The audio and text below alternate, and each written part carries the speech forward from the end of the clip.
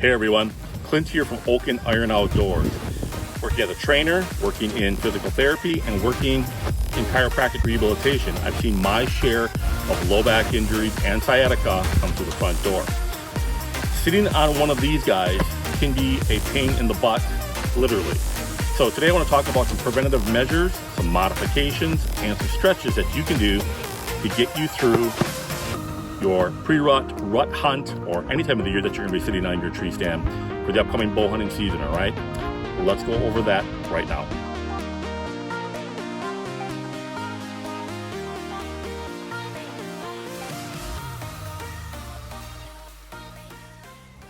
I do want to throw a little disclaimer out there.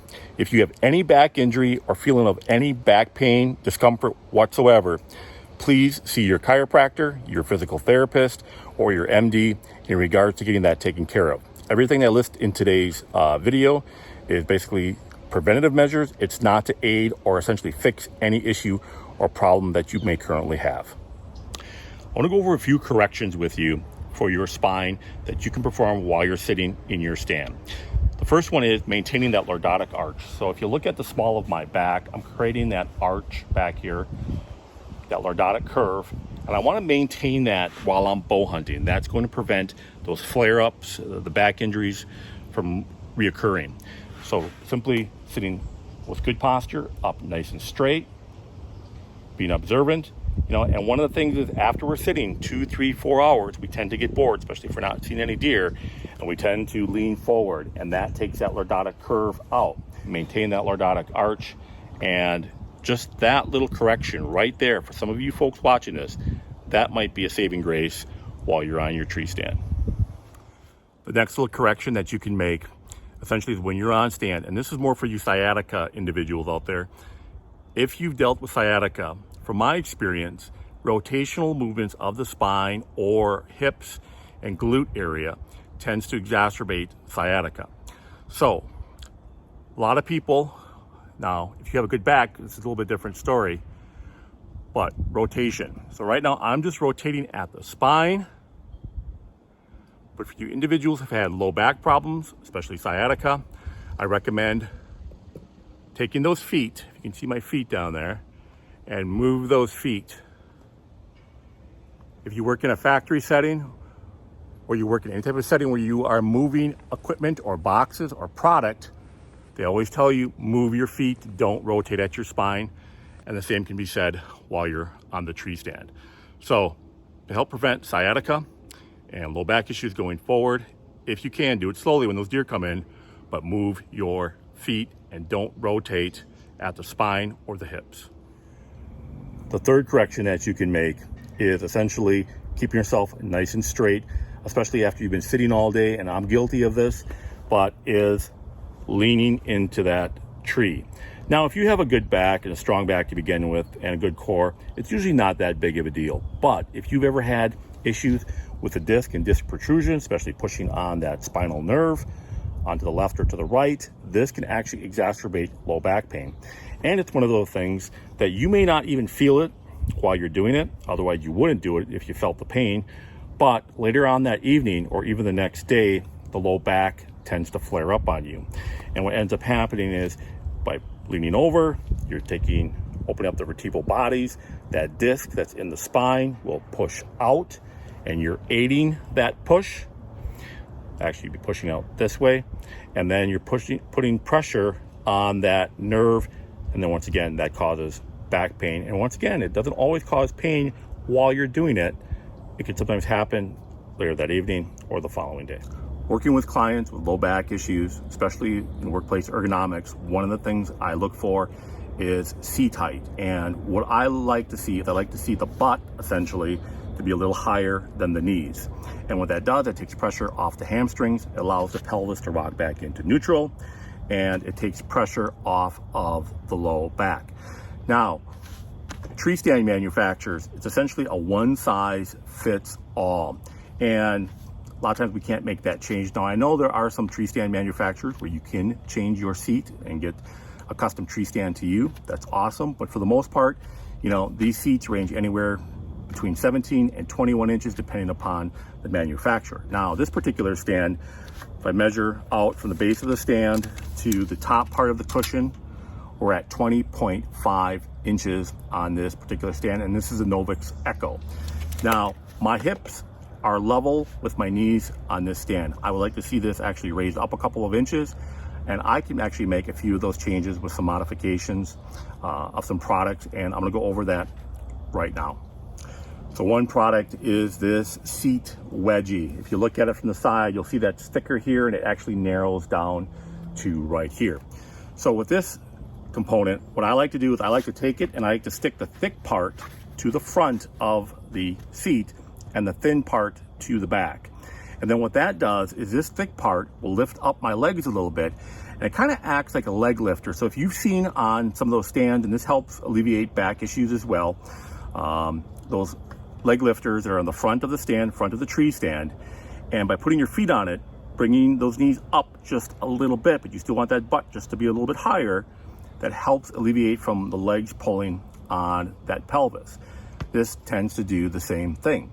And then again, it's doing double duty. It's also getting my butt essentially higher than my knees. So if you can tell from a side profile, my butt is just a little higher than my knees, not by much. I'd like to be actually be maybe just a little bit higher, but I'm adding extra cushioning to the butt area.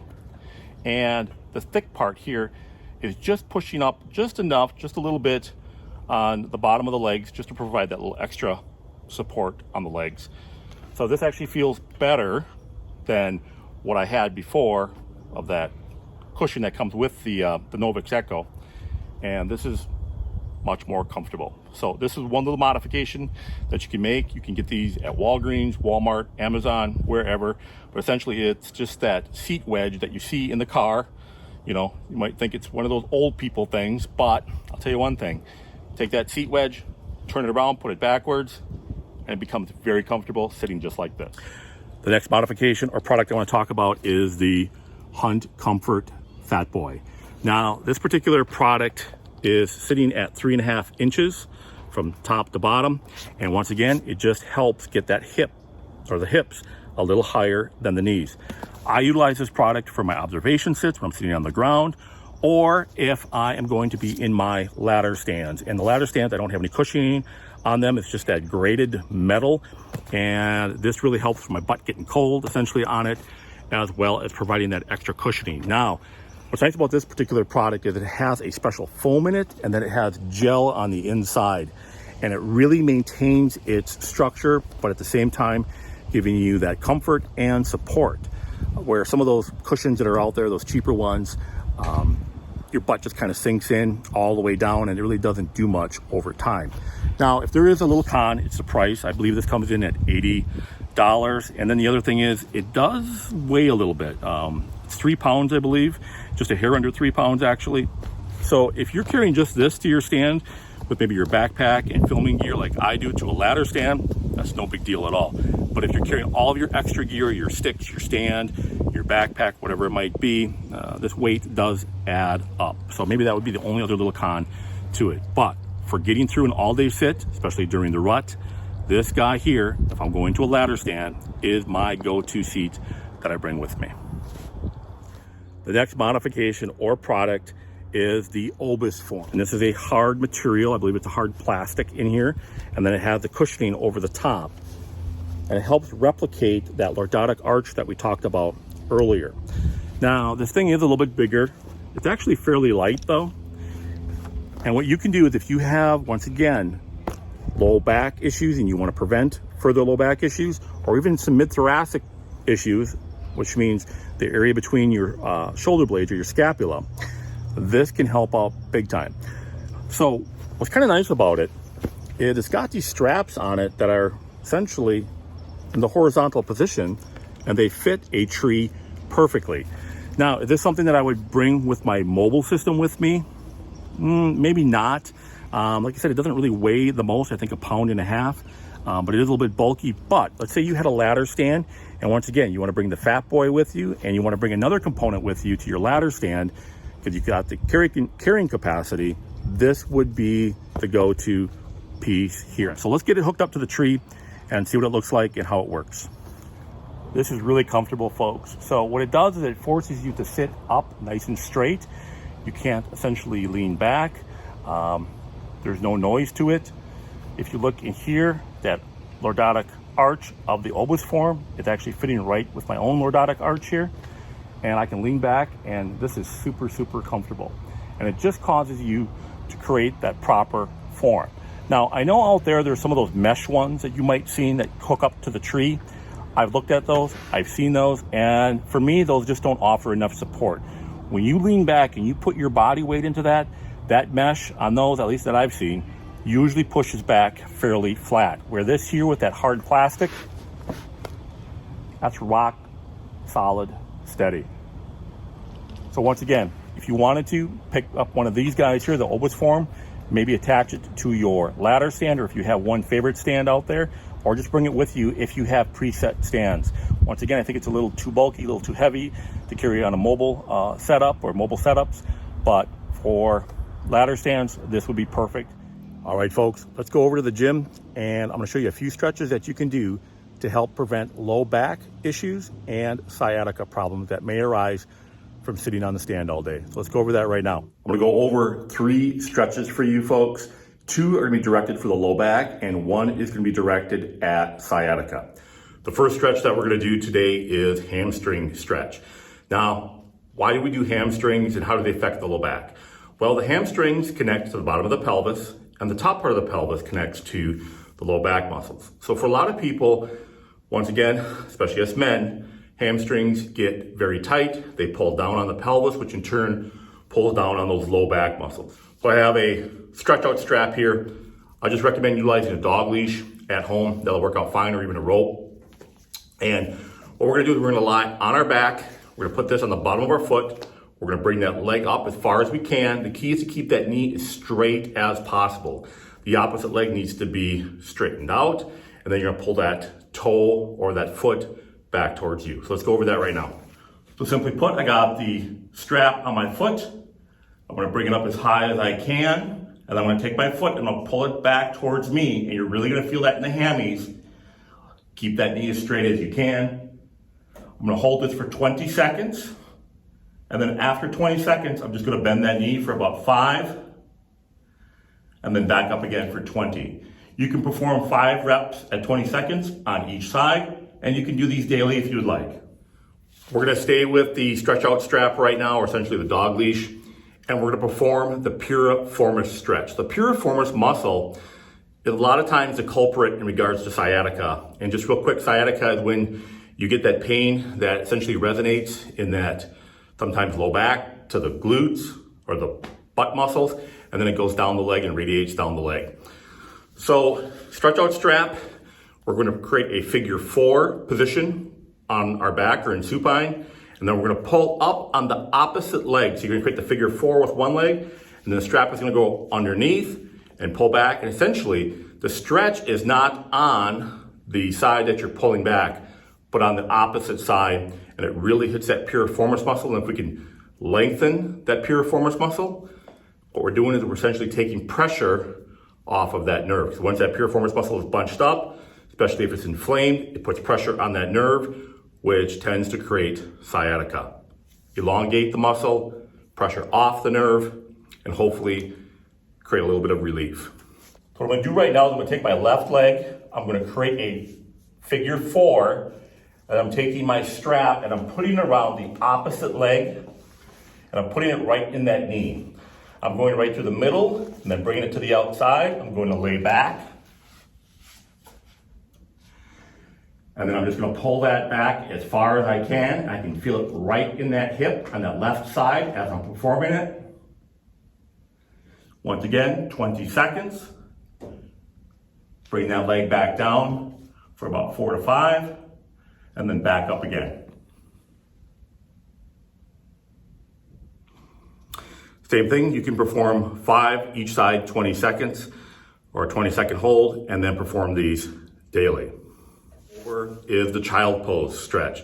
This one directly hits the low back muscles. Very simple. You can perform it at home. You can even perform it in the woods on the ground if you would like. And simply, you're just gonna get into kneeling position. You're gonna bring your butt to your heels, and then you're gonna put your arms out in front, and you should feel it in the low back, and you may even feel it in the mid back as well. Just remember, all of these stretches should be a gentle stretch. I know a lot of you guys out there, especially if you're one of those big, strong dudes, they like to pull and bring it back as far as they can to the end range of motion. That isn't always necessary. The other thing is, don't bounce either. Technically, a stretch to be effective, it has to be held for at least 7 seconds. So if you are holding a stretch and you take off and bounce and then go back to that stretch, you're essentially starting that stretch all over again, and you're not getting the full effect of the stretch. Let's go perform the child pose stretch right now. So I'm gonna get in the quadruped position on all fours. I'm gonna bring my butt back first. Get my butt to my heels. And then from this position, I'm just gonna put my arms out in front and bring my head down. Same thing, hold for 20 seconds, and you can perform anywhere between 5 and 10 reps of these daily. Well, folks, I hope you enjoyed this video. Please hit the like and subscribe button. I'd greatly appreciate it. I'm in the weight room right now. I'm gonna go pump some iron here, and then I'm gonna go shoot my bow right after that. And then later tonight, I'll be heading out into the deer woods. So hopefully this helps some of you folks at home. Once again, this isn't to assess, treat, or diagnose. This is essentially just to provide preventative care and hopefully get you folks to sit longer on your tree stands. Until next time, Clint from Oak and Iron Outdoors.